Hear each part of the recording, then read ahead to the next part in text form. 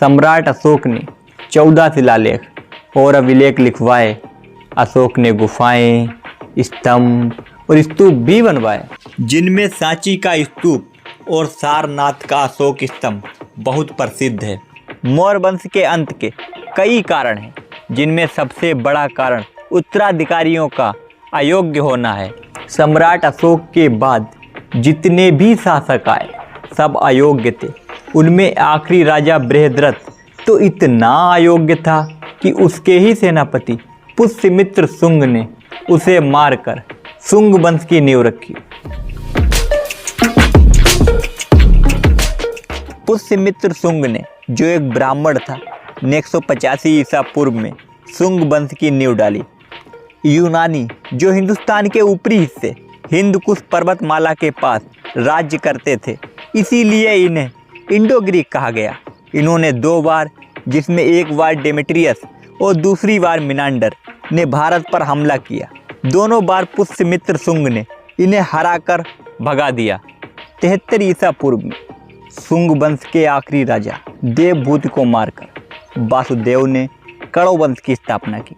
इस वंश के शासकों ने अपनी राजधानी विदिशा, जो आज मध्य प्रदेश में है, बनाई।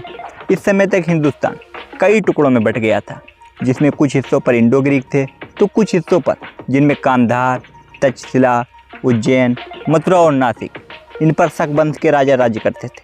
और नीचे महाराष्ट्र में सतवाहन वंश राज्य करता था। इसके बाद फिर 15 ईस्वी में मध्य एशिया से कुषाण वंश आया। इसने 232 ईस्वी तक राज्य किया। इसमें कनिष्क सबसे ताकतवर राजा था। इसके बाद फिर गुप्त वंश आया। इसकी स्थापना श्री गुप्त ने की थी, लेकिन इसका वास्तविक शासक चंद्रगुप्त प्रथम को माना गया। चंद्रगुप्त प्रथम ने 320 ईस्वी से 335 ईस्वी तक राज्य किया। उसके बाद उसका बेटा समुद्रगुप्त 335 ईस्वी में राजा बना। इसने काफ़ी तेज़ी से गुप्ता साम्राज्य का विस्तार किया, इसीलिए इसे भारत का नेपोलियन कहा जाता है। 380 ईस्वी में उसकी मौत के बाद उसका बेटा चंद्रगुप्त द्वितीय राजा बना। उसने शकों को, जो गुजरात और मालवा पर राज्य कर रहे थे, हराकर साम्राज्य का विस्तार किया और विक्रमादित्य की उपाधि ली और उज्जैन को अपनी राजधानी बनाया। चंद्रगुप्त विक्रमादित्य न्याय के लिए बहुत प्रसिद्ध था। उसके काल को कला और साहित्य का स्वर्ण काल कहा गया। उसके दरबार में संस्कृत भाषा के 9 कवि रहते थे, जिन्हें 9 रत्न कहा गया, जिनमें कालिदास बहुत प्रसिद्ध थे। 415 ईस्वी में चंद्रगुप्त विक्रमादित्य की मौत के बाद उसका बेटा कुमारगुप्त प्रथम राजा बना। उसने नालंदा विश्वविद्यालय, जो तक्षशिला में था, बनवाया था।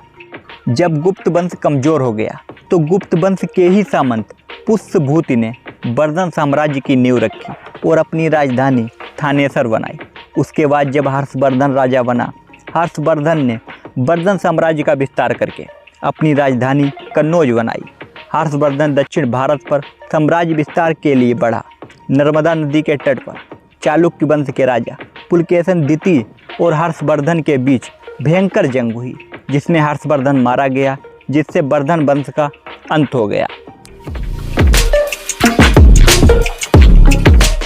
अब हम दक्षिण भारत की बात करते हैं।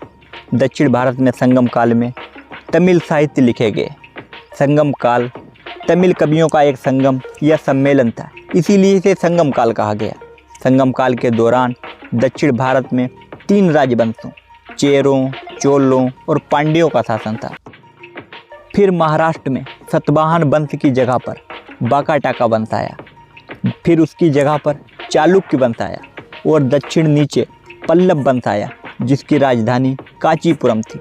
पल्लव और चालुक्य आपस में लड़ते रहते थे। पल्लव वंश के ही सामंत आदित्य वर्मन ने पल्लव वंश के राजा अपराजित को पराजित करके चोल वंश की स्थापना की। ये चोल बहुत ताकतवर थे। पूरे दक्षिण भारत पर इन्होंने कब्जा कर लिया था, यहाँ तक कि श्रीलंका को भी इन्होंने जीत लिया था। हर्षवर्धन की मौत के बाद उत्तर भारत में बंगाल में पाल राजवंश राज्य करता था। गुजरात और राजस्थान में गुर्जर प्रतिहार वंश और नीचे महाराष्ट्र में राष्ट्रकूट राजवंश राज्य करता था। इसके बाद राजपूतों का उदय हुआ।